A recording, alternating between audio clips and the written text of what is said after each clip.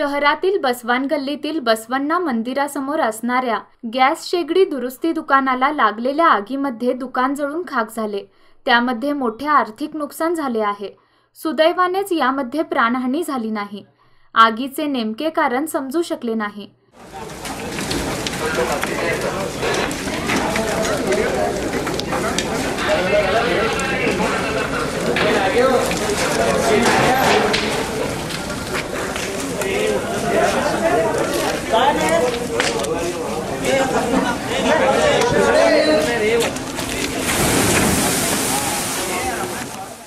मंगळवारी रात्री 12च्या सुमारास हा प्रकार घडला।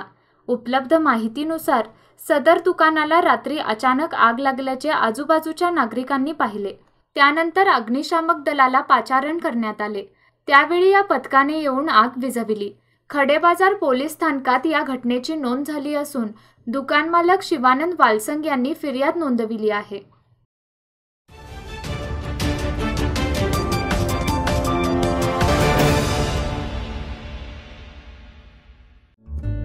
सबस्क्राइब करा तरुण भारत डेली बेलगाम न्यूज चॅनल आणि ताज्या घडामोडी पाहण्यासाठी बेल आयकॉनवर क्लिक करा।